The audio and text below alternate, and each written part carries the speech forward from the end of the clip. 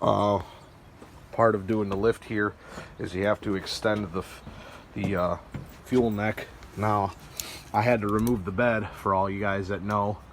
I had to cut the bolts and everything. I just dropped the fuel tank out because I needed to put a new fuel pump in anyways, and I needed new fuel tank straps because my old ones rotted out. There's a new fuel tank straps. But you have to cut the original rubber hose and extend it. As you can see, it still has the Chrysler logo on there. All this is an extension. So you do that on the main hose and then on the short hose. Now, they're supposed to give you a longer rubber hose.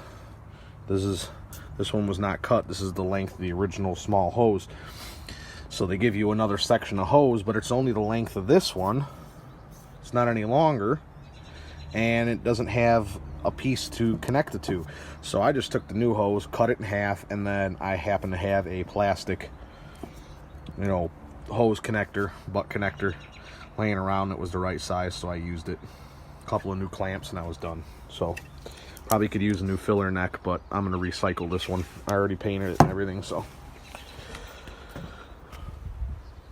I'm not quite exactly sure where we left off on the series for the body lift for the Dodge Ram or Red Rebel, but I still have yet to do the body lift part on the bed.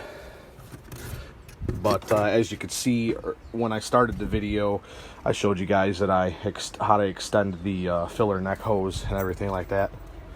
But anyways, a problem that you run into, and I don't know where I left off with the body lift on this thing, is the bed bolts breaking because they thread into the bottom of the bed. As you can see, I have a whole new section welded in right here because this was just completely rotted out, smashed in. The bolt had to be cut off. Now, as you can see, this is not the original bed to the truck. It's white. The original bed's over there, but that one's in way worse shape, so we got a new bed.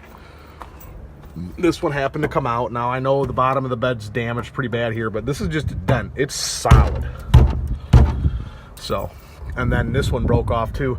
So I just simply cut it out and welded a nut on the backside. And we'll just weld this right back into place. So, otherwise the front ones usually come out. Those ones usually come out no problem. In this case, they did. So, and this bed came off of a truck that had a body lift also. So as you can see, that was extended.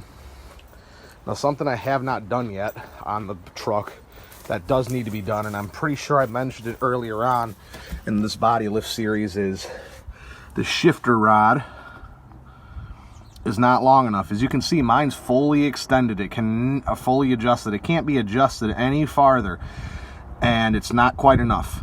When it's in park, it's in reverse. When it's in reverse, it's in neutral, and when it's in neutral, it's in drive, and so forth.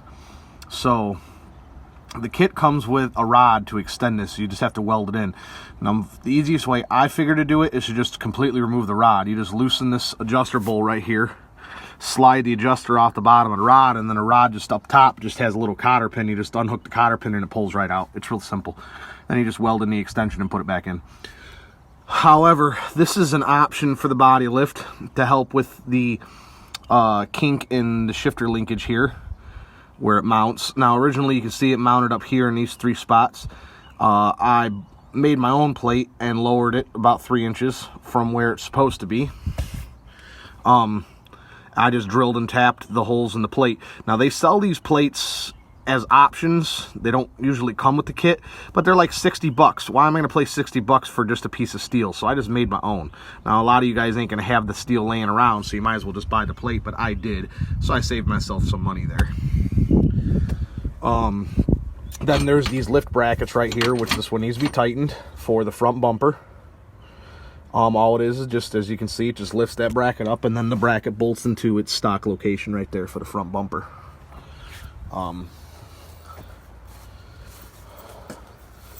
Otherwise, once I finish repairing those bed mounts, I can mount the bed down. Now, as long as I had the bed out, I figured I would just coat the frame, so that's what I'm in the middle of doing.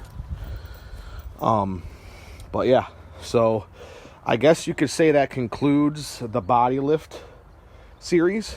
even though the bed is not on the truck yet, but I have literally covered every aspect of everything that you need to know as far as doing a body lift.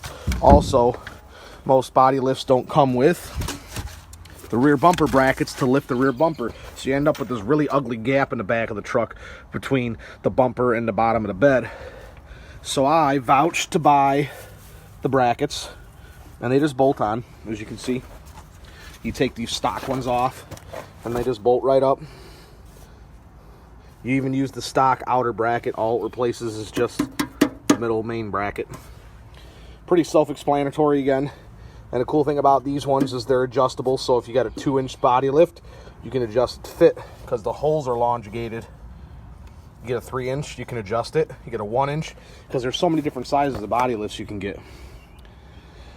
But, so yeah, I guess, like I said, that would conclude the series for the body lift on the Dodge Ram. I guess I could show you the results of what it looks like once the body lift is on it.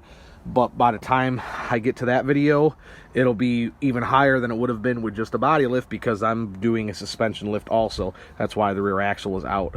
And as you can see, if you follow my channel, the other video is showing you me doing the axle build of the axle over there. So there's a lot going on with this truck right now. So sorry I couldn't fully finish the series, but you guys could probably get the gist of it, of how to do it. If you guys have any questions whatsoever, feel free to leave a comment in the comments down below, and I'll do my best to try and answer that, or maybe possibly even give you a quick video. I'm cool with that. So thanks for tuning in, guys. Hope this helps you with doing body lifts on your trucks, and we'll catch you next time.